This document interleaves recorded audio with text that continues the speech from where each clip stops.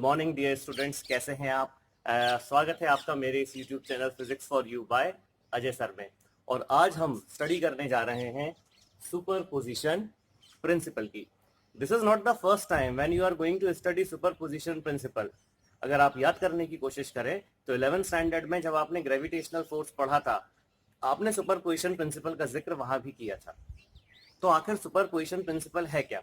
क्या ये coulomb law से रिलेटेड ही कोई टॉपिक है? देखिए, जो सुपरपोजिशन प्रिंसिपल है, it is the topic just after the Coulomb's law. ठीक वैसे ही जैसे कि सुपरपोजिशन प्रिंसिपल ग्रेविटेशनल लॉ के बाद जो फोर्स आपने देखी थी उसके बाद एक टॉपिक हुआ करता था। लेकिन अगर सही मायने में मैं आपसे डिस्कस करूं तो सुपरपोजिशन प्रिंसिपल अपने आप में एक बिल्कुल ही डिफरेंट टॉपिक है। ये आया जरूर कूलम फोर्स के बाद में है या ग्रेविटेशनल फोर्स के बाद में है। ये फोर्सेस के बिहेवियर को बताता है। मतलब मुझे कुछ ऐसा कहना चाहिए कि ग्रेविटेशनल फोर्स सुपरपोजिशन प्रिंसिपल ओबे करते हैं, तो कूलम का जो फोर्स है वो भी सुपरपोजिशन प्रिंसिपल ओबे करता है। तो क्या सभी फोर्सेस सुपरपोजिशन प्रिंसिपल ओबे करते हैं, या कुछ फोर्सेस ऐसे भी हैं जो सुपरपोजिशन प्रिंसिपल को फॉलो नहीं करते हैं? और सुपरपोजिशन प्रिंसिपल है क्या? आज का टॉपिक इन्हीं तमाम बातों को डेडिकेटेड है। So let's start the video.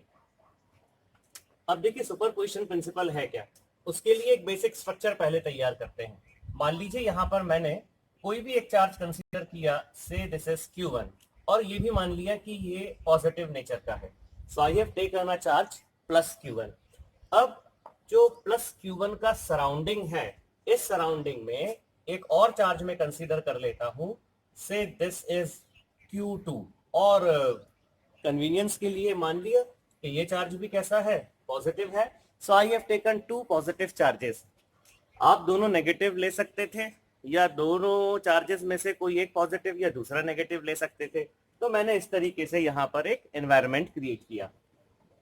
अब दोनों चार्जेस एक दूसरे के ऊपर फोर्स लगाएंगे, और ये फोर्स क्या होगी, ये हमने कूलम्स लॉ में स्टडी की हुई है। अगर इन दोनों चार्जेस के बीच में डिस्टेंस को विजिबल करते हैं, so this is the distance between the two charges and let this distance is r. So according to Coulomb's law, F is equals to K Q1 Q2 by distance का square.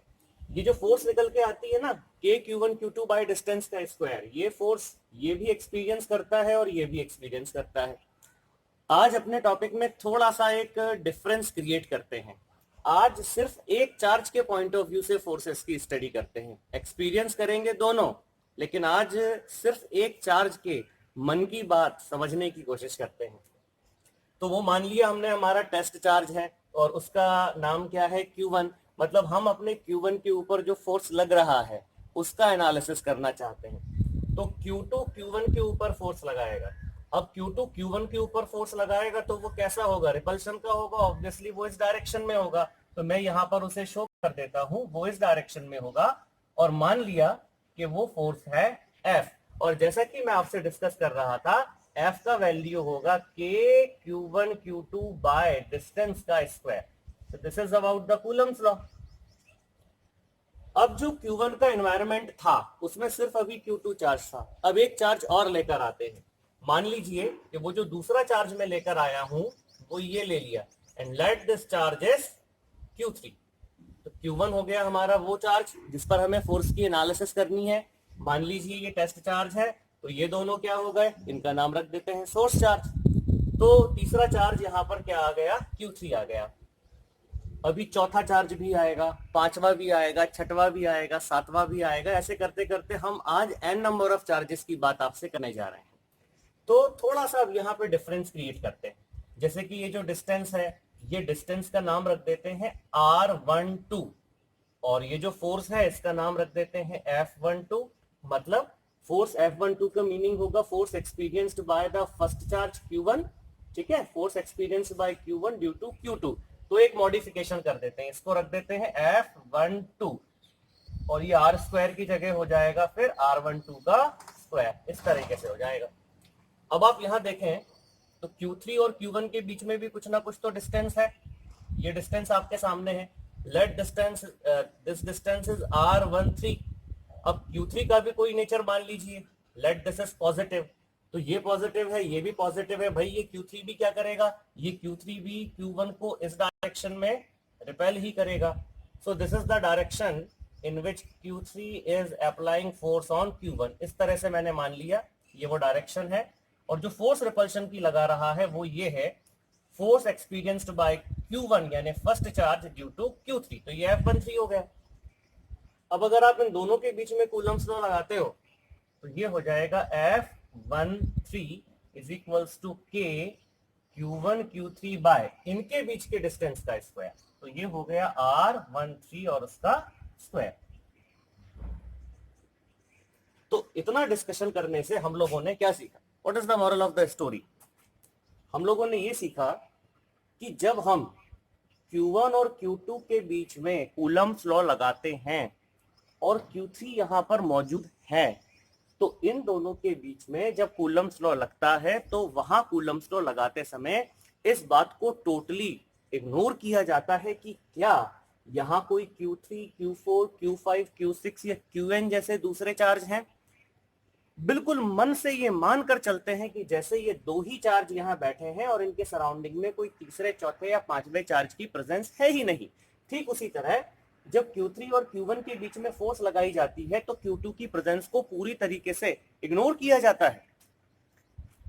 अगर दो masses के बीच में, अगर दो charges के बीच में, अगर दो ऑब्जेक्ट्स के बीच में या किन्हीं भी दो पार्टिकल्स के बीच में लगने वाला फोर्स ऑफ इंटरेक्शन, इंटरेक्शन मतलब अट्रैक्शन और रिपल्शन, अगर इस बात पर डिपेंड ना करे कि उनके सराउंडिंग में उनके ही जैसे और कितने मासेस, चार्जेस या पार्टिकल्स प्रेजेंट हैं, तो हम बोलते हैं कि वो जो फोर्स है वो सुपरपोजिशन प्रिंसिपल में पार्टिसिपेट करती है।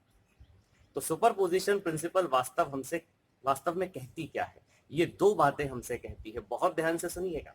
सुपरपोजिशन प्रिंसिपल हमसे दो बातें कहती है। पहली बात तो ये कि आप किसी भी दो चार्जेस, दो मासेस या दो पार्टिकल्स के बीच में अगर फोर्स कैलकुलेट कर रहे हैं तो उनको इस प्रकार से कैलकुलेट कीजिए कि जैसे मानो उनके सराउंडिंग में उनके ही जैसे और कोई दूसरे मासेस, चार्जेस या पार्टिकल्स ना हो। और दूसरा, जो चार्ज, जो मास, जो पार्टिकल अंडर कंसीडरेशन है, जैसे कि यहां फिलहाल हमारा अंडर कंसीडरेशन चार्ज क्या है? Q1 है।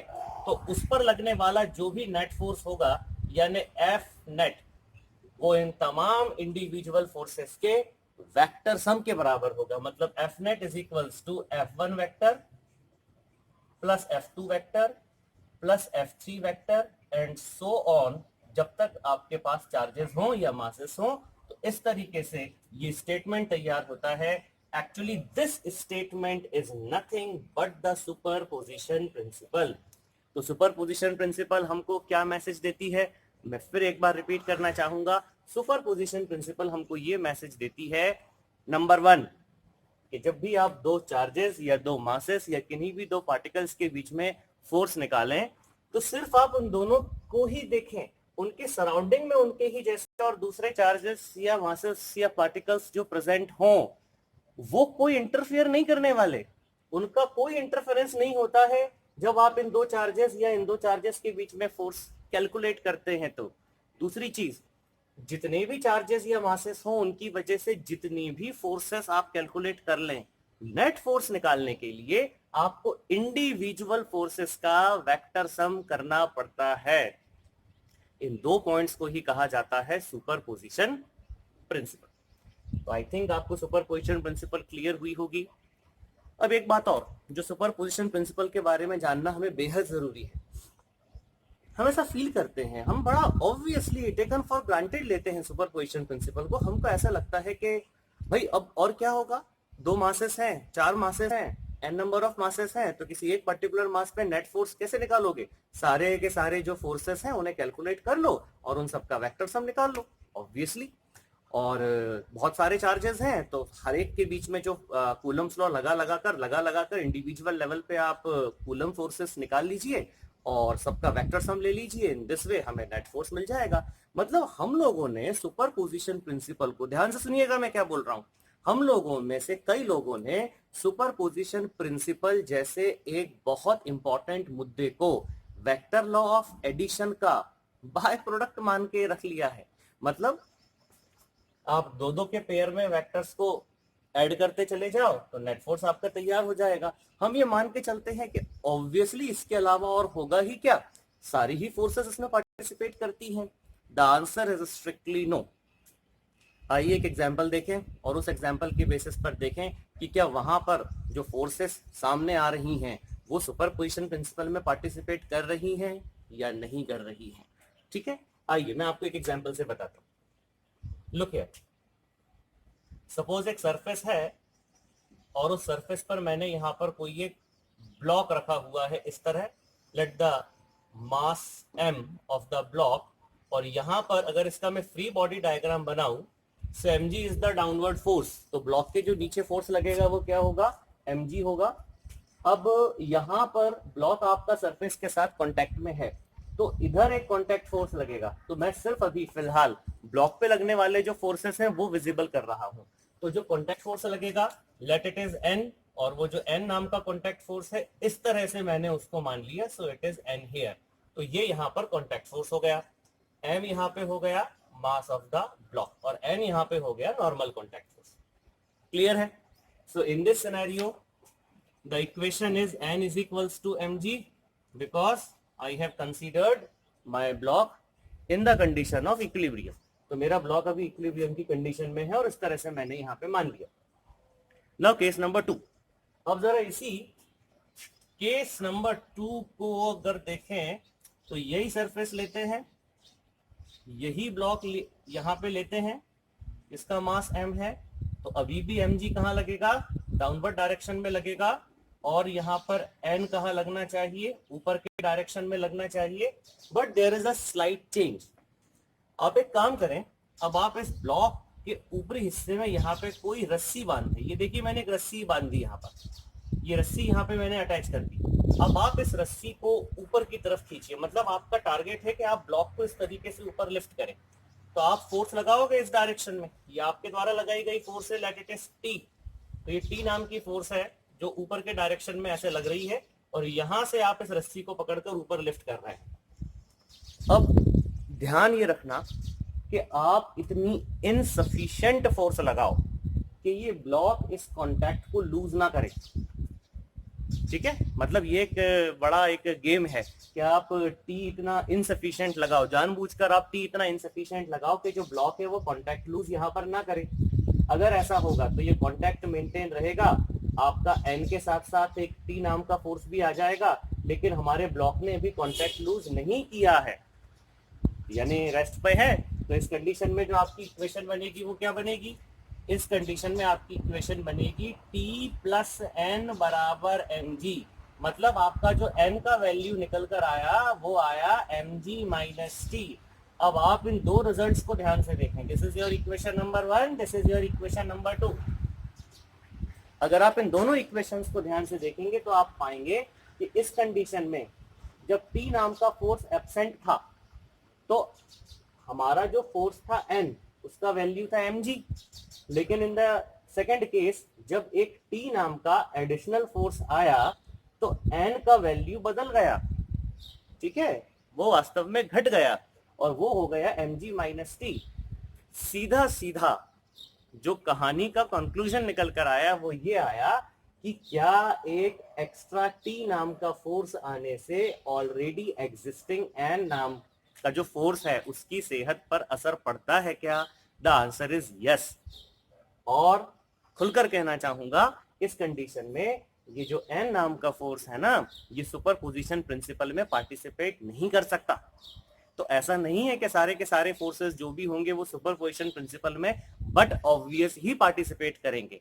आपको पहले ये देखना पड़ता है कि क्या वो फोर्स का कैरेक्टर ऐसा है कि वो सुपरपोजिशन प्रिंसिपल में पार्टिसिपेट करेगा, और अगर वो करेगा तो ही आप उस पर सुपरपोजिशन प्रिंसिपल अप्लाई कर सकते हो।